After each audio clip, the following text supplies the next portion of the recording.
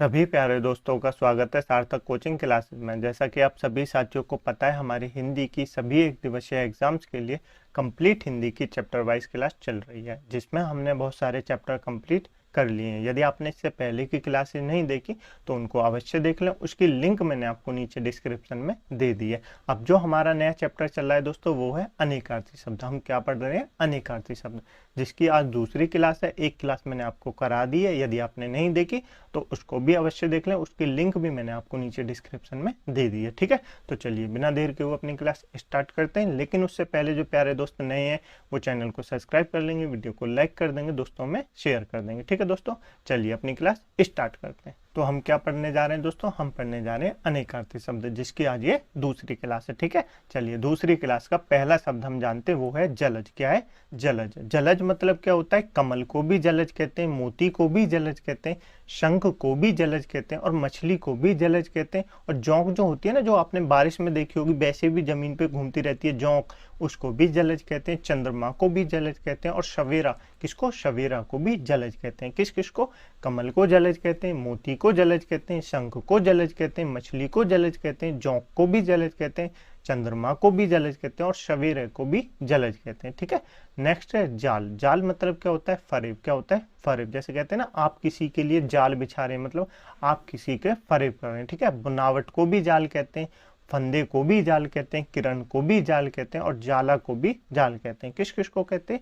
फरेब को जाल कहते हैं, बनावट को जाल कहते हैं, फंदे को भी जाल कहते हैं और किरण को भी जाल कहते हैं। ठीक है, नेक्स्ट है जीवन। जीवन मतलब क्या होता है दोस्तों? जीवन, जल को जीवन कहते हैं, प्राण को भी जीवन कहते हैं, जीविका को भी जीवन कहते हैं और जीवित को भी जीवन कहते हैं। तो किस किस को कहते हैं? जल को जीवन कहते हैं, प्राण को जीवन कहते हैं, जीविका को भी जीवन कहते हैं और जीवित व्यक्ति को तो जीवन कहते हैं। ठीक है, नेक्स्ट है जलधर। जलधर मतलब क्या होता है? बादल को जलधर कहते हैं। किसको कहते हैं? बादल को जलधर कहते हैं। जलधर मतलब क्या होता है? जिसके अंदर जल हो, जिसके अंदर जल हो, तो बादल के अंदर जल तो होता ही है, तो उसको भी जलधर कहते हैं और समुद्र को भी जलधर कहते हैं। किस किस को कहते हैं? बादल को कहते हैं और समुद्र को भी जलधर कहते हैं। ठीक है, नेक्स्ट है जड़। जड़ मतलब क्या होता है दोस्तों? जड़ मतलब होता है मूल। किसको कहते हैं? मूल को जड़ कहते हैं, मूर्ख को भी जड़ कहते हैं। किस किस को कहते हैं? मूल को जड़ कहते हैं और मूर्ख को भी जड़ कहते हैं। ठीक है, ये दोस्तों जो कुछ शब्द मैं आपको पढ़ा रहा हूँ, उनको आप अपनी नोटबुक में अवश्य नोट करना वो सारे शब्द जिनका अर्थ आपको नहीं पता। जैसे जलज मतलब कमल होता है, ये तो आपको पता होगा, ये तो पर्यायवाची है। लेकिन जो शब्द आपको नहीं पता वो अवश्य लिखें। ठीक है, ताकि आपको रिवीजन हो जाए। ठीक है, चलिए नेक्स्ट है जंग। जंग मतलब क्या होता है दोस्तों? जंग मतलब होता है युद्ध को जंग कहते हैं, लोहे में लगी कार्बन परत को भी जंग कहते हैं। जो जंग लग जाती है ना लोहे में, उसको भी जंग कहते हैं और युद्ध को भी जंग कहते हैं। ठीक है, नेक्स्ट है जयंत। जयंत किसको कहते हैं? इंद्र के पुत्र को जयंत कहते हैं, शिव को भी जयंत कहते हैं, चांद को भी जयंत कहते हैं और एक ताल है उसको भी जयंत कहते हैं। तो किस किस को कहते हैं? इंद्र के पुत्र को जयंत कहते हैं, शिव को जयंत कहते हैं और एक ताल है उसको भी जयंत कहते हैं। ठीक है, नेक्स्ट है जरा। जरा मतलब क्या होता है? बुढ़ापे को जरा कहते हैं। क्या कहते हैं? बुढ़ापे को जरा कहते हैं। और तो थोड़ा होता है, कहते हैं ना जरा सा पानी दे दीजिए, अर्थात थोड़ा सा पानी दे दीजिए, तो उसका अर्थ भी जरा होता है। ठीक है, नेक्स्ट है ज्येष्ठ। ज्येष्ठ मतलब क्या होता है? ज्येष्ठ मतलब बड़े को कहते हैं। क्या कहते हैं? जो किसी औरत का पति होता है, उसका जो बड़ा भाई होता है, उसको भी जेठ कहते हैं और बड़े को भी जेठ कहते हैं। और हिंदी का जो महीना होता है ना, जैसे आते हैं जेठ, आषाढ़, सावन, ये आपको शायद याद होंगे, तो उसमें भी एक जेठ महीना होता है। ठीक है, नेक्स्ट है ठाठ। ठाठ मतलब क्या होता है दोस्तों? ठाठ मतलब श्रृंगार को ठाठ कहते हैं। किसको कहते हैं? श्रृंगार को ठाठ कहते हैं। आडंबर को भी ठाठ कहते हैं। ठीक है, याद रखेंगे। नेक्स्ट है ठाकुर। ठाकुर मतलब देवता को भी ठाकुर कहते हैं। क्या कहते हैं? देवता को भी ठाकुर कहते हैं, हजाम को भी ठाकुर कहते हैं और क्षत्रिय को भी ठाकुर कहते हैं। तो किन को ठाकुर कहते हैं?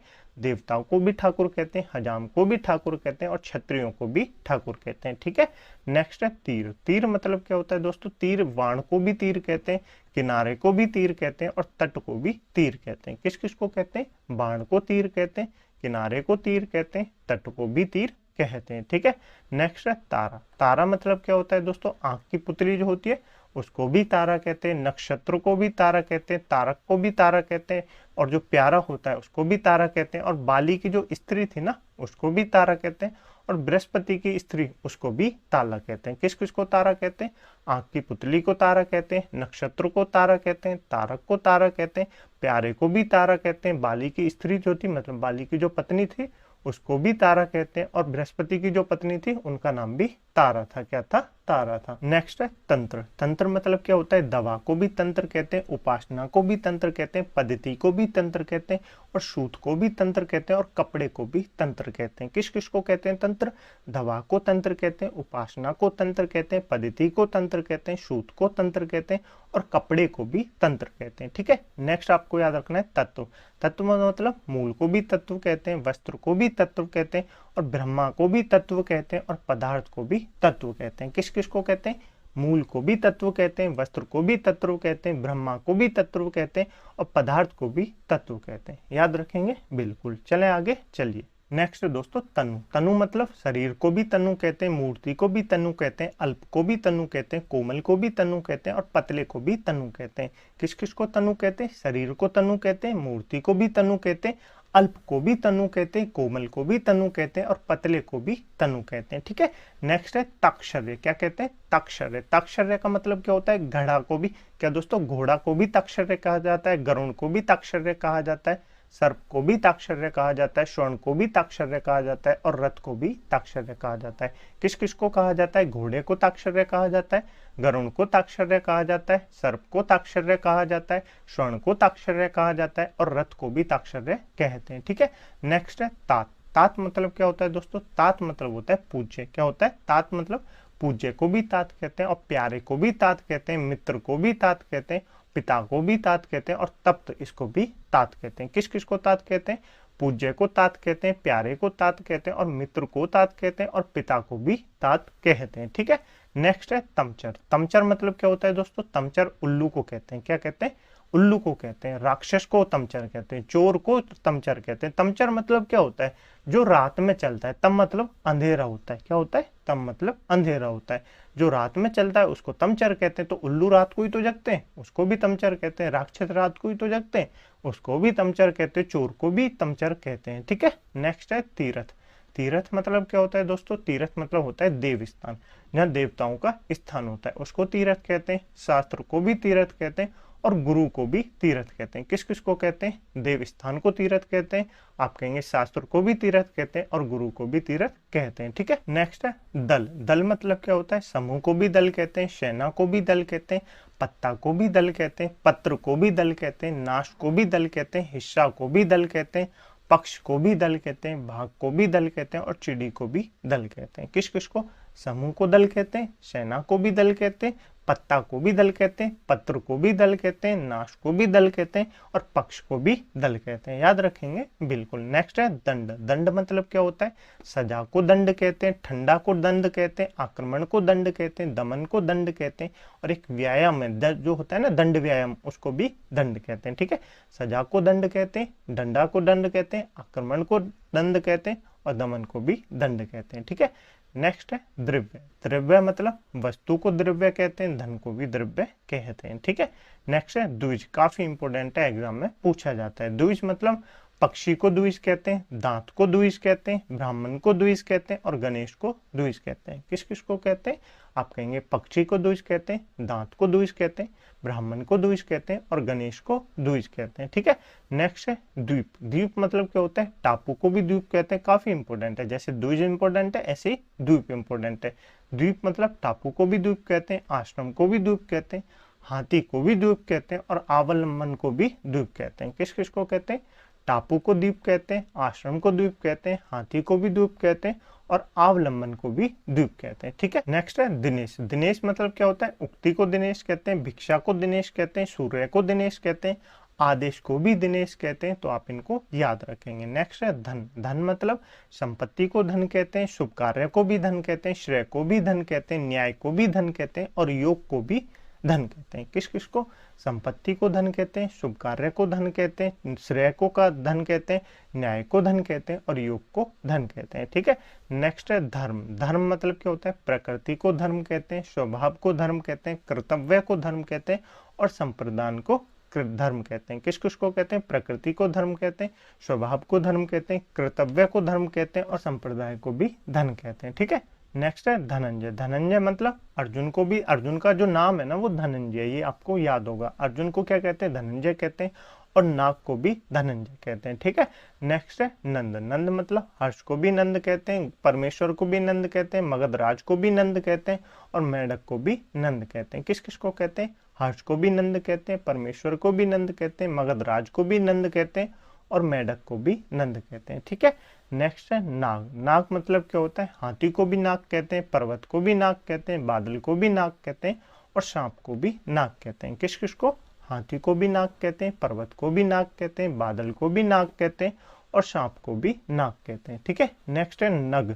ये क्या है? नग, ऊपर वाला नाग, नीचे वाला नग। नग मतलब क्या होता है? पर्वत को भी नग कहते हैं, वृक्ष को भी नग कहते हैं, रतन विशेष को भी नग कहते हैं और अचल को भी नग कहते हैं, नगीना को भी नग कहते हैं। तो किस किस को कहते हैं? पर्वत को नग कहते हैं, वृक्ष को नग कहते हैं, रतन को नक्श कहते हैं और चाव को भी नग कहते हैं और नगीना को भी क्या कहते हैं? नग कहते हैं और अचल को भी नग कहते हैं। ठीक है, समझ में आया? बिल्कुल, चलें आगे। चलिए, मुझे उम्मीद है दोस्तों आपको क्लास अच्छी लग रही होगी। यदि आपको क्लास अच्छी लग रही है दोस्तों तो वीडियो को लाइक कर दें, दोस्तों में शेयर कर दें, चैनल को सब्सक्राइब कर लें। ठीक है, चलें आगे। चलिए, नेक्स्ट है निशाचर। निशाचर मतलब राक्षस को भी निशाचर कहते हैं, प्रेत को भी निशाचर कहते हैं, उल्लू को भी निशाचर कहते हैं, सांप को भी निशाचर कहते हैं और चोर को भी निशाचर कहते हैं। ठीक है, समझ में आया? बिल्कुल। नेक्स्ट है पद। पद मतलब क्या होता है? चरण को भी पद कहते हैं, मैंने आपको पिछली क्लास में बताया ही था। शब्द को भी पद कहते हैं, पैर को भी पद कहते हैं, स्थान को भी पद कहते हैं, उद्यम को भी पद कहते हैं, रक्षा को भी पद कहते हैं और कविता का जो चरण होता है उसको भी पद कहते हैं। तो किस किस को पद कहते हैं? चरण को पद कहते हैं, शब्द को पद कहते हैं, पैर को पद कहते हैं, स्थान को पद कहते हैं, रक्षा को पद कहते हैं और जो कविता का चरण होता है उसको भी पद कहते हैं। ठीक है, नेक्स्ट है पानी। पानी मतलब क्या होता है? जल को भी पानी कहते हैं, चमक को भी पानी कहते हैं। जैसे कहते हैं ना किसी चीज की चमक उतर जाना, अर्थात इसका पानी उतर गया है। ठीक है, इज्जत को भी पानी कहते हैं। नेक्स्ट है पत्र। पत्र मतलब पत्ते को भी पत्र कहते हैं, चिट्ठी को भी पत्र कहते हैं और पंख को भी पत्र कहते हैं। किस किस को कहते हैं? पत्ते को भी पत्र कहते हैं, पत्ता को पत्र कहते हैं, चिट्ठी को पत्र कहते हैं और पंख को भी पत्र कहते हैं। ठीक है, नेक्स्ट है प्रभाव। प्रभाव मतलब क्या होता है? सामर्थ्य को प्रभाव कहते हैं, असर को प्रभाव कहते हैं, महिमा को प्रभाव कहते हैं और दबाव को भी प्रभाव कहते हैं। तो किस किस को प्रभाव कहते हैं? सामर्थ्य को प्रभाव कहते हैं, असर को प्रभाव कहते हैं, महिमा को प्रभाव कहते हैं और दबाव को भी प्रभाव कहते हैं। नेक्स्ट है पतंग। पतंग मतलब सूर्य को भी पतंग कहते हैं, पक्षी को भी पतंग कहते हैं, टिड्डी को भी पतंग कहते हैं, फितिंगा को भी पतंग कहते हैं, गुड्डी को भी पतंग कहते हैं। तो किस किस को पतंग कहते हैं? सूर्य को पतंग कहते हैं, पक्षी को पतंग कहते हैं, टिड्डी को पतंग कहते हैं, गुड्डी को भी पतंग कहते हैं। नेक्स्ट है पे।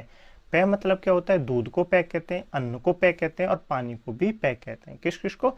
दूध को पे कहते हैं, अन्न को भी पे कहते हैं और पानी को भी पे कहते हैं। ठीक है, नेक्स्ट है पर।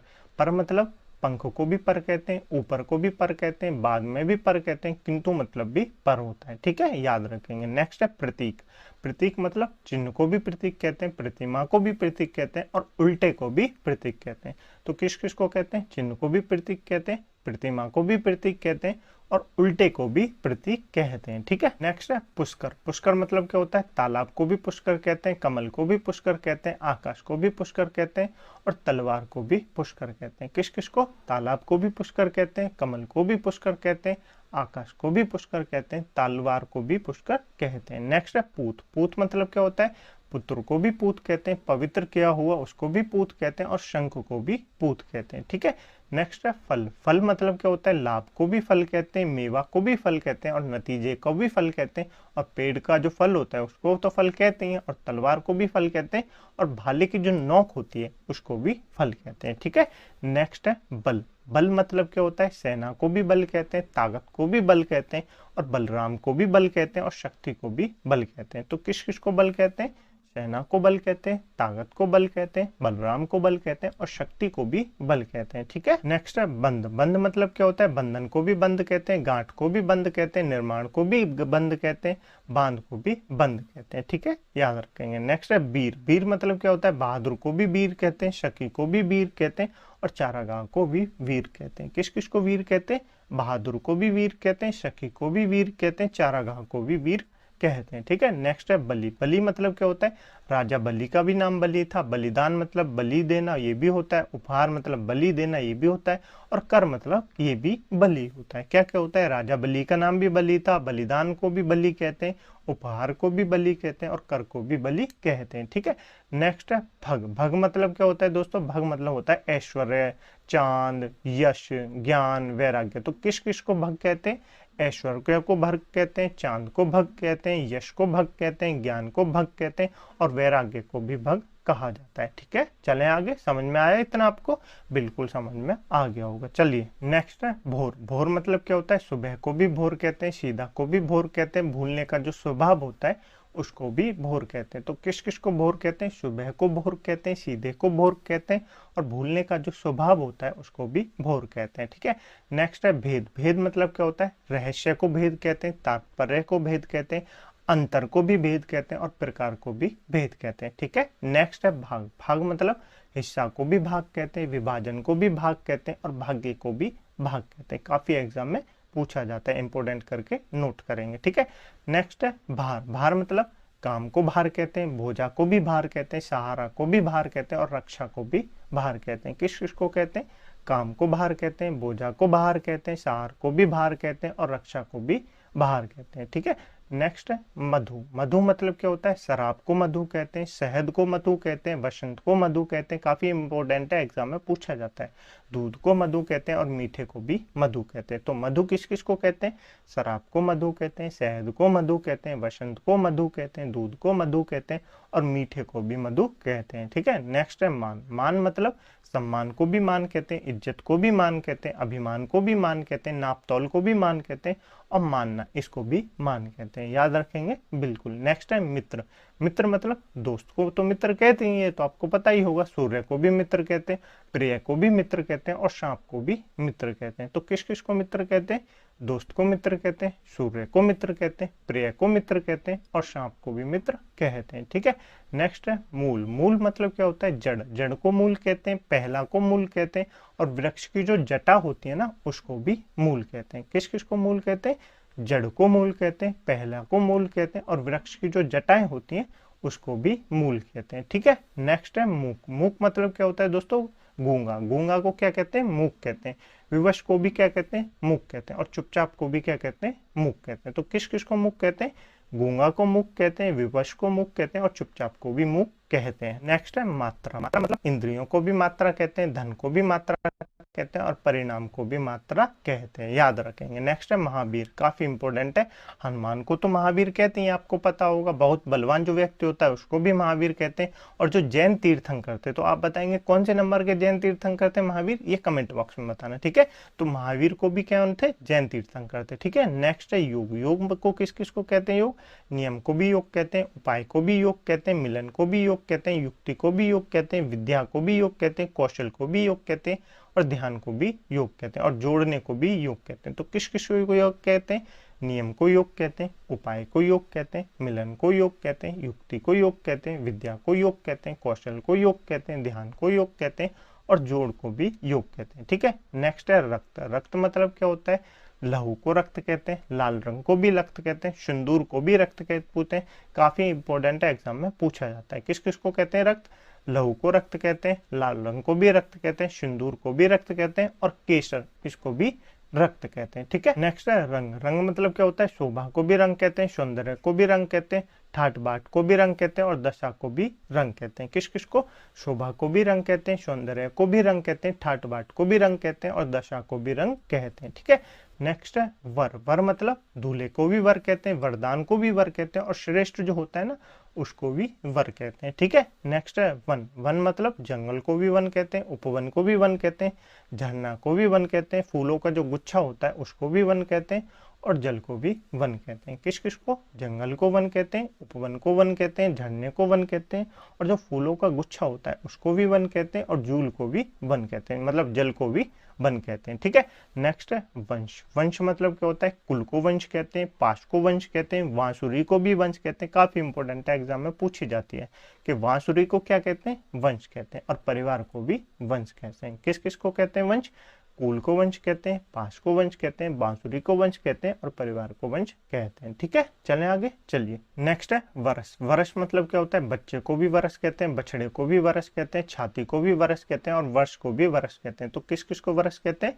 बच्चे को भी वरस कहते हैं, बछड़े को भी वरस कहते हैं, छाती को भी वरस कहते हैं। ठीक है, नेक्स्ट है शिव। शिव किस किस को कहते हैं? मंगल को भी शिव कहते हैं, महादेव को तो शिव कहते ही है, वेद को भी शिव कहते हैं, गीदड़ को भी शिव कहते हैं और भाग्यशाली को भी शिव कहते हैं। किस किस को? मंगल को भी शिव कहते हैं, महादेव को भी शिव कहते हैं, वेद को भी शिव कहते हैं, गीदड़ को भी शिव कहते हैं और भाग्यशाली को भी शिव कहते हैं। ठीक है, नेक्स्ट है श्यामा। श्यामा किस किस को कहते हैं? तुलसी को भी श्यामा कहते हैं, यमुना को भी श्यामा कहते हैं, रात को भी श्यामा कहते हैं और राधा को भी श्यामा कहते हैं।